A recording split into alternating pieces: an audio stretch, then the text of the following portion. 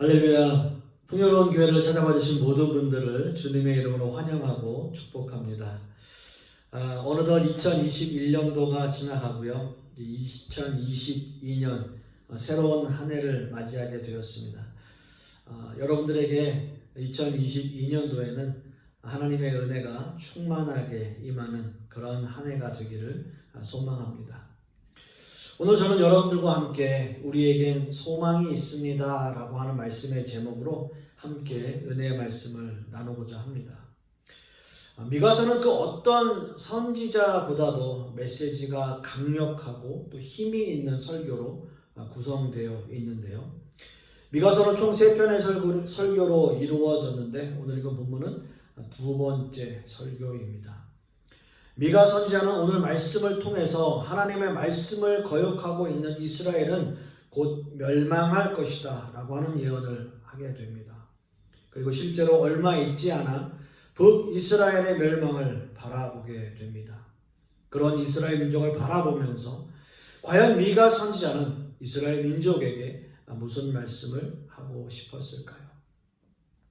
그것은 아마도 하나님께서 너희를 버리지 않으실 것이다. 너희를 다시 회복하실 것이다 라는 희망과 소망의 메시지를 전하고 싶지 않았을까요? 지금 너희가 비록 나라가 멸망하고 포로로 끌려가지만 하나님께서 너희를 다시 회복하실 것이고 흩어진 너희를 다시 부르실 것이다. 그러므로 소망을 잃지 마라. 희망을 잃지 마라 라고 하는 메시지를 전하고 싶었을 겁니다. 미가 선지자가 이런 희망과 소망의 메시지를 전할 수 있는 근거는 과연 어디에 있었던 걸까요? 요즘 말로 표현하면 그는 어디서 이런 자신감을 얻을 수 있었을까요? 사랑하는 성도 여러분, 그렇습니다. 지금의 이 시대를 바라보면 지금의 이 현실들을 우리가 바라보았을 때 우리에게 희망이 없고 소망이 없는 것처럼 보입니다. 지난 한 해, 아니 2년 가까이 팬데믹 상황 속에서 우리에게 희망이 없는 것처럼 보이고 더 이상 소망이 없는 것처럼 보이고 그리고 앞으로도 어떻게 될지 참 막막한 그런 현실을 우리는 살아가고 있습니다. 저는 오늘 말씀을 통해서 우리에게 과연 어떤 희망이 있고 어떤 소망을 가져야 하는지를 3가지의 주제의 말씀을 가지고 함께 그 희망과 소망의 근거를 나누기를 소망합니다. 첫 번째로 소망을 이루기 위해서는 예배의 회복이 있어야 한다라는 겁니다. 오늘 그 본문 말씀 4장 1절 말씀에 끝날에 이르러는 여호와의 전에 산이 산들의 꼭대기에 굳게 서며 작은 산들 위에 뛰어나고 민족들이 그리로 몰려갈 것이라. 아멘. 이 말씀은 하나님께서 정하실 때가 되면 예수 그리스도를 믿는 자들과 세상의 모든 교회들이 세상 가운데 굳게 설 것이고 또한 하나님의 백성들이 그리로 몰려가게 될 것이다 라고 말씀하는 겁니다. 물론 이 말씀은 넓은 의미에서는 예수 그리스도를 믿는 우주적 교회를 말하고 있지만 또 지금 현 시대를 살아가고 있는 모든 교회들과 저와 여러분들의 삶에 적용되는 말씀일 것입니다. 이것이 우리에게는 복음, good news라고 하는 겁니다. 진실한 하나님의 교회로 굳게 선다면 믿는 백성들은 자연스럽게 몰려들게 될 것이다 라는 뜻이죠. 즉 부흥이 일어날 것이다 라는 말씀입니다. 이스라엘 민족에게 회복의 소망을 알려주기 위해서 미가 선지자는 얼마나 이 말씀을 그들에게 선포하고 싶었을까요? 하나님의 교회인 하나님의 백성들이 작은 산들 위에 굳게 설 것이고 너희는 그 가운데 우뚝 설 것이다. 모든 믿는 백성들은 너희에게 다 몰려올 것이다. 여러분 참 이 말을 듣기만 해도 너무나 기분 좋은 메시지 아닐까라는 생각을 해봅니다. 저는 우리 교회에도 이런 하나님의 은혜가 넘쳐나기를 소망합니다. 하나님의 교회가 굳게 서는 것, 그것은 곧 예배가 회복되는 것을 의미합니다. 예배는 일주일에 한 번 그저 모여 예배 드리는 것, 이런 것만으로만 이야기하는 것이 아니고요. 우리의 삶을 통해서, 여러분들의 전 인격적인 삶을 통해서 그 모든 예배가 회복되고 여러분들의 삶이 예배가 되고 예배가 곧 삶이 되어지는 그러한 삶을 사는 것을 의미하는 것이죠. 그런 의미에서 본다면 지금 이 시간에 드려지는 이 예배가 우리에게 너무나 소중하고 또 중요하고, 또한 우리의 삶 속에서 하나님 앞에 드려지는 여러분의 삶의 예배 역시도 너무나 중요한 겁니다. 예배는 지금 내 자신이 이 자리에 있어야 하는 분명한 이유를 알아야 하는 거고요. 그저 의무적으로 앉아있는 것이 아니라, 그저 의무적으로 시간을 때우기 위해서 이 자리에 있는 것이 아니라, 내가 지금 이 자리에 앉아있는 이유와 근거가 바로 예수 그리스도 때문임을 분명히 인식하고 알고 앉아있어야 한다는 거예요. 그 사실이 깨달아지지 않는다면 여러분, 이것은 시간 낭비에 불과한 겁니다. 신약 성경에서 예배의 의미를 가장 잘 말씀하고 표현한 것이 바로 예수님과 사마리아 여인의 대화일 것입니다. 여러분, 그 말씀에 보시면 요한복음 4장 19절 20절 말씀에 여자가 이르되 주여 내가 보니 선지자로소이다. 우리 조상들은 이 산에서 예배하였는데 당신의 말은 예배할 곳이 예루살렘에 있다 하더이다 라고 말씀하고 있고요. 4장 23절 말씀에도 보시면 아버지께 참되게 예배하는 자들은 영과 진리로 예배할 때가 오나니 곧 이때라. 아버지께서는 자기에게 이렇게 예배하는 자들을 찾으시느니라 라고 말씀하고 있습니다. 오늘 이 말씀에 예수님과 사마리아 여인과의 대화는 당시의 사마리아 사람들과 유대인들의 뿌리 깊은 갈등을 드러내고 있는 대화인 거죠. 당시의 사람들은 예배의 정통성과 형식 그리고 외부적인 환경들을 따졌는데요. 예배의 회복은 어떤 외부적인 환경에 있지 않다라고 하는 거예요. 예수님께서는 이 대화에서 예배의 중요성을 이렇게 말씀하셨습니다. 예배는 진심으로 진정한 마음으로 드려지는 것이 예배다라고 말하고 있는 거예요. 어떠한 형식이나 전통이 중요한 것이 아니라 얼마나 전심으로, 얼마나 마음을 다하여 드리느냐 하는 것이 중요하다라고 하는 거죠. 사랑하는 성도 여러분, 저는 간절히 소망하기는 우리 모든 교회가 진정한 예배가 회복되고 살아있는 예배를 드리는 그러한 교회의 모습들이 될 수 있기를 간절히 소망합니다. 두 번째는요, 말씀의 회복입니다. 말씀의 회복. 오늘 본문 말씀의 4장 2절 말씀을 보시면 곧 많은 이방 사람들이 가며 이르기를 오라 우리가 여호와의 산에 올라가서 야곱의 하나님의 전에 이르자 그가 그의 도를 가지고 우리에게 가르치실 것이니라 우리가 그의 길로 행하리라 하리니 이는 율법이 시온에서부터 나올 것이요 여호와의 말씀이 예루살렘에서부터 나올 것이니라.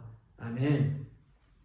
여러분, 이 말씀은 교회로 모인 모든 믿는 백성들이 이제 선포되어지는 말씀을 통해서 그 말씀대로 배우고 그 말씀대로 행하게 될 것이다 라고 하는 선포의 말씀이죠.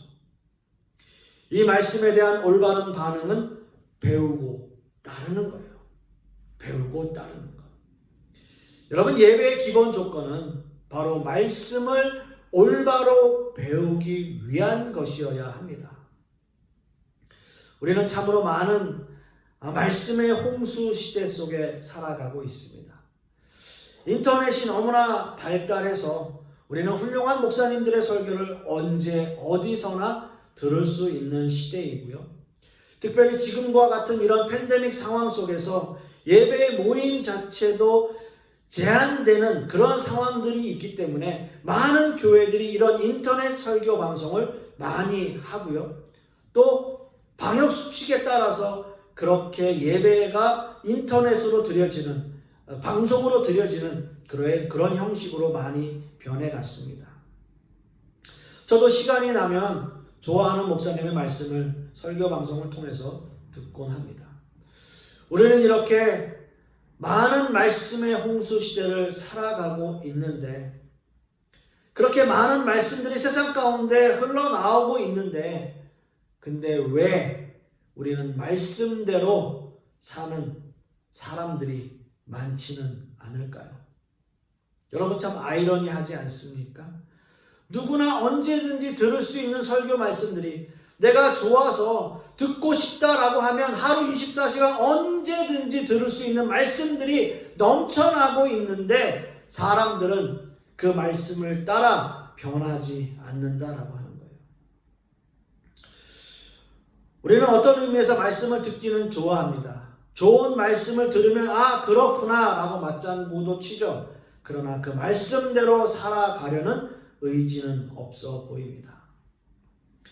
이렇게 우리는 말씀의 홍수 시대를 살아가고 있다면 아모스서 8장 11절 12절 말씀에서도 그러한 말씀의 홍수 시대가 있었음을 보여주고 있어요. 주 여호와의 말씀이니라 보라 날이 이를지라 내가 기근을 땅에 보내리니 양식이 없어 주림이 아니요 물이 없어 가람이 아니요 여호와의 말씀을 듣지 못한 기갈이라. 사람이 이 바다에서 저 바다까지 북쪽에서 동쪽까지 비틀거리며 여호와의 말씀을 구하려고 돌아다녀도 얻지 못하리니 라고 말씀하고 있습니다. 그렇습니다. 우리는 말씀의 홍수 시대를 살아가고 있다면 아모스서 말씀을 통해서 보면 그 말씀을 찾아 구하려고 돌아다니고 있는 그러한 시대의 모습을 보여주고 있어요. 당시에 미가 선지자와 비슷한 시기에 활동하고 있던 아모스 선지자의 말씀이에요. 이스라엘 민족에게 하나님의 말씀이 선포되어지지 않는 것이 얼마나 큰 심판임을 단적으로 보여주고 드러내고 있는 말씀인 거죠. 아무리 사람들이 하나님의 말씀을 듣고 싶어도 들을 수 없었습니다. 이미 하나님께서 이스라엘을 아수르에게 그리고 바벨론에게 망하게 하기로 작정하신 때예요. 이렇게 듣고 싶어도 듣지 못하는 시대가 있었다면 지금의 이 시대는 어떻습니까? 언제나 들을 수 있는 말씀, 마음만 먹으면 그 말씀 들을 수 있는데 그런데 그 말씀은 우리 마음속에 새겨지지 못하고 있어요. 그 말씀대로 순종하지 못하고 있어요. 예수님께서 공생애를 시작하시면서 사람들에게 직접 선포하신 말씀이 회개하라 천국이 가까웠느니라입니다. 그러나 여러분 그 당시에 많은 사람들이 그런 예수님을 어떻게 했습니까? 그를 십자가에 매달아 죽였어요. 자신들이 그렇게 기다리던 메시아가 이 땅에 오셔서 복음을 선포하고 천국 말씀을 선포하고 있는데 사람들은 그 말씀을 들으려 하지 않아요. 그리고 결국 예수님을 십자가에 못 박습니다. 지금 이 시대는요, 말씀의 홍수 시대를 살아가고 있는데 하나님의 복음의 말씀이 선포되고 있음에도 불구하고 많은 사람들은 그 진리를 외면하고 있어요. 결국 우리 역시도 어떻게 보면 예수님을 다시 십자가에 못 박는 그런 일을 저지르고 있지는 않은가 생각해 보게 됩니다. 사랑하는 성도 여러분, 우리 교회는 이제 아주 중요한 시점에 와 있습니다. 지금부터 또는 시작부터 잘 준비해서 세워져 가기 위해서 하나님의 은혜 가운데 든든히 서가기 위해서 노력하는 그러한 교회의 모습이 되어야 할 겁니다. 저는 간절히 소망하기는 2022년도 새해에는 정말 새롭게 든든히 세워져 가는 그러한 교회의 모습이 될 수 있기를 간절히 소망합니다. 이제 마지막 세 번째는 하나님의 백성들의 회복을 이야기합니다. 말씀 4장 6절 7절 말씀을 보시면 여호와께서 말씀하시되 그날에는 내가 저는 자를 모으며 쫓겨난 자와 내가 환난받게 한 자를 모아 발을 저는 자는 남은 백성들이 되게 하며 멀리 쫓겨났던 자들이 강한 나라가 되게 하고 나 여호와가 시온산에서 이제부터 영원까지 그들을 다스리리라 하셨나니 라고 말씀하고 있습니다. 오늘의 본문 말씀 속에서 저는 자는 예수 그리스도를 믿는 모든 백성들을 의미합니다. 하나님께서는 쫓겨나고 환난 가운데 있는 하나님의 백성들을 다시 모으시길 원하세요. 그렇게 모은 백성들로 강한 나라가 되게 하시겠다라는 약속을 하십니다. 특별히 오늘 말씀 속에서 저는 자의 의미는 특별히 힘들고 어려운 시간을 보낸 사람들을 의미합니다. 하나님은 이렇게 세상에서 힘들고 어려운 삶을 사는 사람들을 회복해 주시기를 원하십니다. 여러분, 엘리야 선지자를 기억하십니까? 엘리야 선지자가 갈멜산에서 벌인 그 사건, 여러분 정말 기적 아닙니까? 바알을 섬기는 450명과 대결을 벌여서 결국 하나님의 승리를 외쳤고 바알을 섬기는 450명을 죽인 사건이에요. 하지만 결국 엘리야는 이사벨이라고 하는 여인에게 쫓겨 호렙산으로 도망하게 돼요. 그때 엘리야 선지자는 로뎀나무 아래서 하나님께 자신을 죽여달라고 애원합니다. 너무 힘들었던 거예요. 정말 죽고 싶을 만큼 너무 힘들었던 거예요. 그런 엘리야를 하나님의 천사가 수종을 들기 시작합니다. 엘리야를 어루만지고 먹이고 마시게 하고 잠을 재워요. 이렇게 엘리야는 다시 회복됩니다. 영적으로 육적으로 회복이 된 엘리야는 다시 하나님의 일을 시작하게 되는 거예요. 저는 이 말씀이 모든 하나님의 백성들에게 적용돼야 된다라고 생각합니다.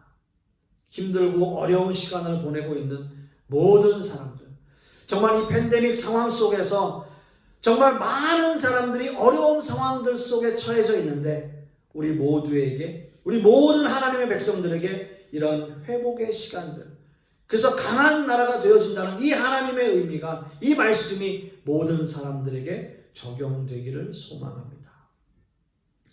사랑하는 성도 여러분, 때로는 우리에게 힘들고 지치고 어려운 일이 있을 수 있습니다. 하나님 앞에 원망해도 정말 속이 시원하게 풀리지 않는 그런 일들도 우리에게 있어요. 그러나 그런 상황 속에서도 하나님은 언제나 우리를 회복시키시기를 원하시고 우리를 어루만지시고 먹이시고 마시게 하고 또한 우리에게 잠을 재워주시며 우리를 회복시켜 주시길 원하신다라고 하는 거죠. 사랑하는 성도 여러분, 정말 간절히 소망하기는 올 한 해는 이러한 회복의 역사가 우리 모두에게 있기를 소망합니다. 예배가 회복되어지고요, 말씀이 회복되어지고요, 성도 여러분들의 삶이 회복되어져서 하나님의 은혜 가운데 머무시는 2022년도 새로운 한 해가 되기를 간절히 소망하겠습니다. 기도하겠습니다. 아버지 하나님 감사합니다. 오늘 미가 선지자의 말씀을 통해서 우리가 깨닫는 것은 예배가 회복되어지고 말씀이 회복되어지고 또 우리 모든 하나님의 백성들이 회복되어진다는 그 미가서의 선지자의 말씀의 선포가 우리 모든 성도님들에게 적용되는 한 해가 되기를 소망합니다. 이런 하나님의 은혜가 우리의 삶 속에 일어나게 하여 주시옵시고 이런 회복의 역사가 우리의 삶에 일어나게 하여 주시옵소서. 그러한 한 해가 되기를 소망하며 예수 그리스도 이름 받들어 기도드렸사옵나이다. 아멘.